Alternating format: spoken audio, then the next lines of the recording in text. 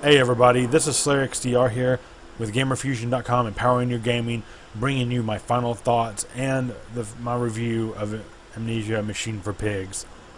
Now, I'm going to go over a few things as far as being gameplay, if the game was innovative, story, just a few other things, graphics and sound, and the lifespan of the game. Well, let's start with gameplay.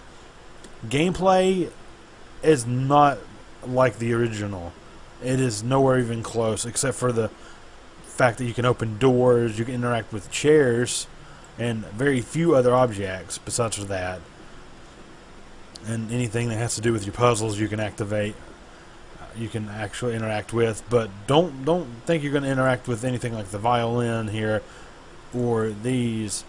It's just not going to happen. It will not happen. You can't throw bottles, you can't do anything anymore in this game. They've taken a lot of the fun out of the game and just kind of gave you something very simple, very linear. From point A to point B, all the notes and everything are in perfect order, so there is no exploration. There is no inventory, so you don't have to worry about finding keys anymore. You don't have to worry about stacking up oil to make sure your lamp works, because your lamp has infinite power, which is very weird, given that it's probably run on electricity and it shouldn't hold charge throughout the whole game. But it does. Somehow it does. Anyways, the game is also, when it comes to the creatures are very, how should I say this? The AI is very simple. You just basically, if you can run away from them long enough, they'll stop chasing you. Also, it's just, the game itself was built on being psychologically scary. Or psychological thriller in this case. I mean, the horror is kind of taken out of the game itself, and it's kind of just a disappointment as far as gameplay is concerned. So, with that all being said, the game is very lacking on gameplay, even though it does have some of the aspects of the first Amnesia. A lot of the other stuff that made the first Amnesia really good, they've taken away from this game. So I give gameplay a 4 out of 10. It was a very big disappointment to me, given that you can't do anything in this game. Okay, let's move on to graphics. The graphics looks good. They actually have been revamped a little bit. They're running on a very heavy modified engine of what the first one was made on.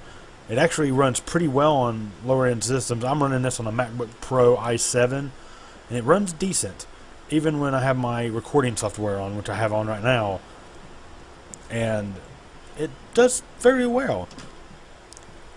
Now, that's about as much as I could say for graphics. I mean, the lighting is good, the textures are really good.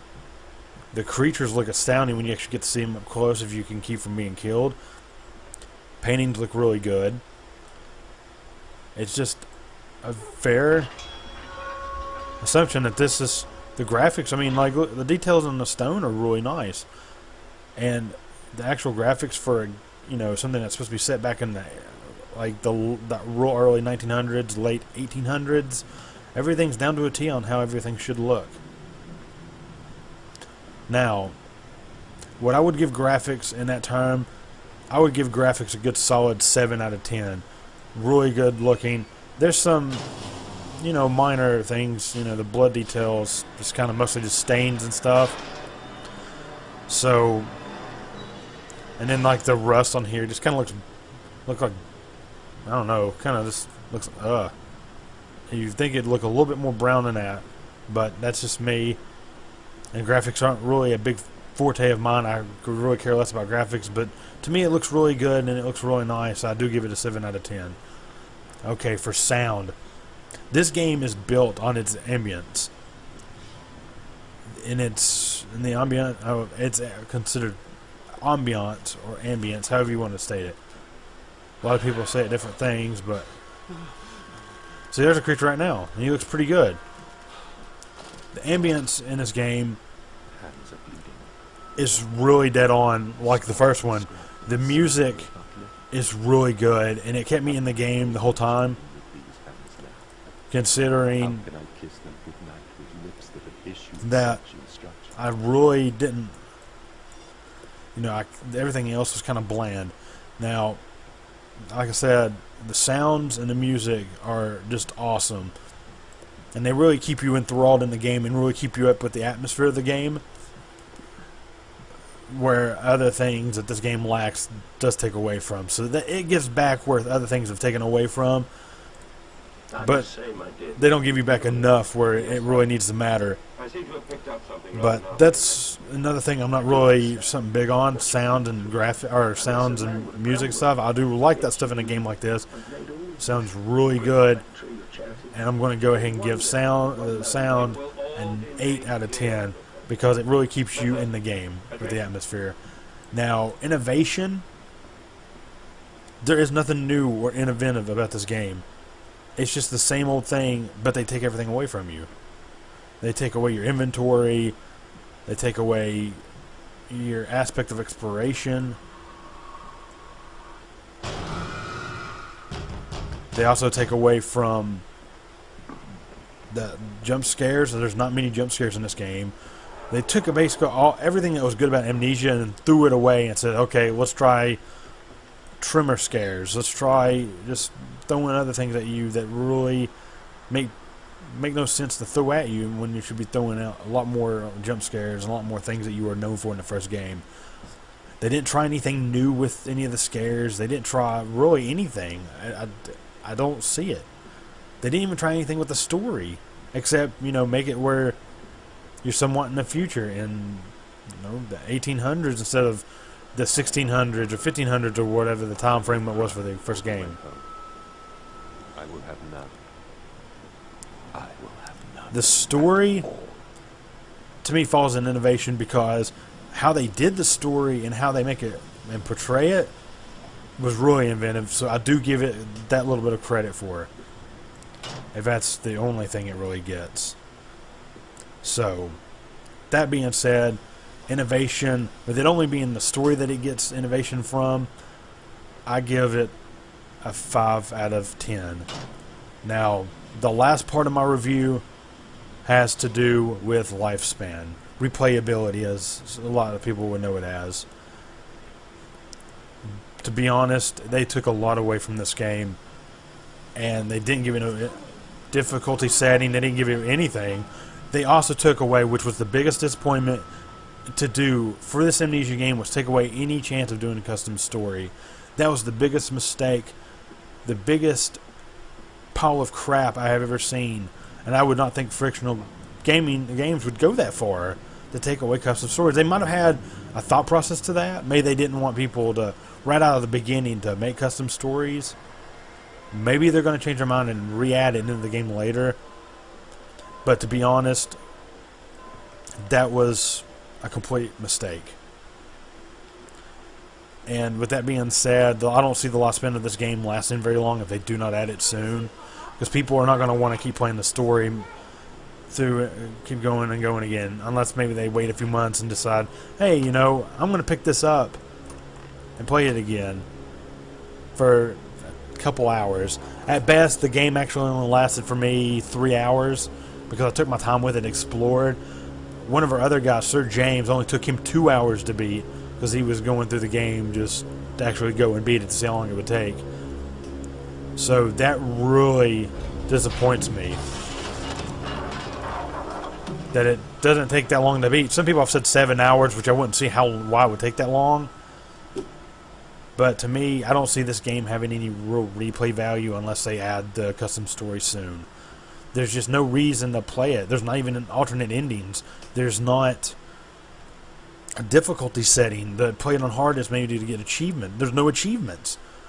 You're not playing this game to try to get the most notes, to try to get to do something different in the game. It was like an Easter egg that they set up for an achievement. There's nothing.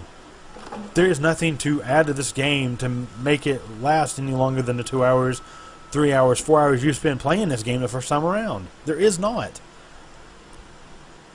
So lifespan for me gets a horrible rating of a 2 out of 10. It's deserved.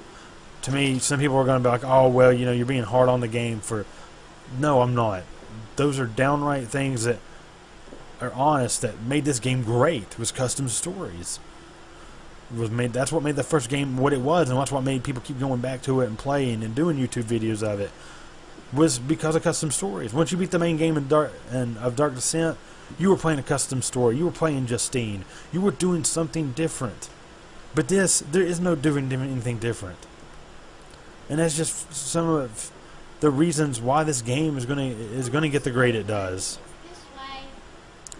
But to be honest, my last thing I'm gonna say or ask: do you think you guys think it's worth it to pay the $15 that you did for pre-order, or the $30 you just spent buying the whole actual game, or the $20 actually? I'm sorry, not $30. Is it worth it? To me, it is not.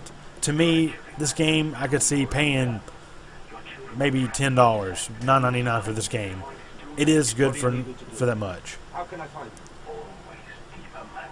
But anything else, it's just no.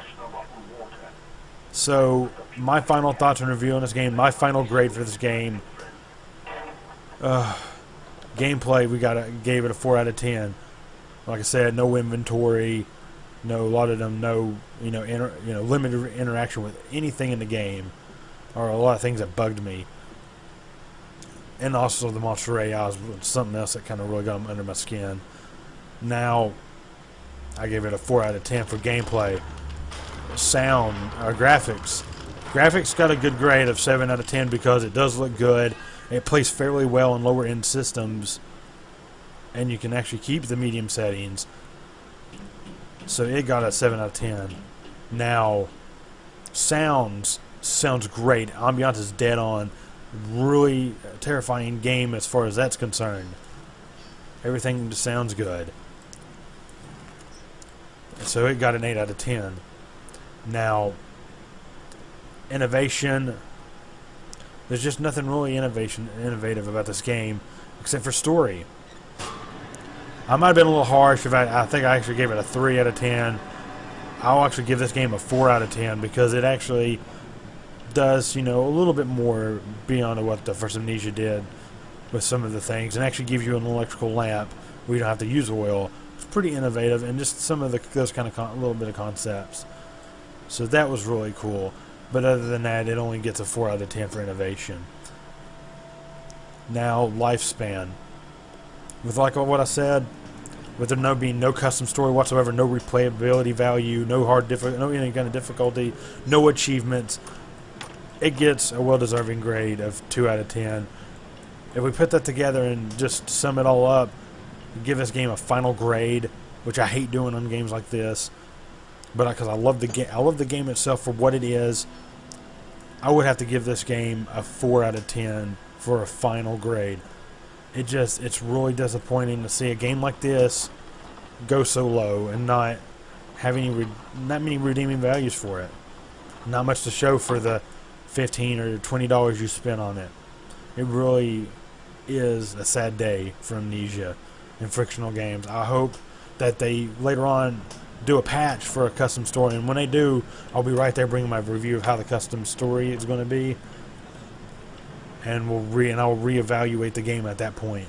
But for now, the game gets a final score of a 4 out of 10. I hope you guys enjoyed it. This was brought to you by GamerFusion.com, empowering your gaming. Brought to you by SlayerXTR. I hope that you guys will still play this game, but I would wait until it drops down to about $10, where you can get it on the Humble Bundle sale for like $7 or $8. That would be even better. Alright guys, well this is SlayerXTR with GamerFusion, signing out.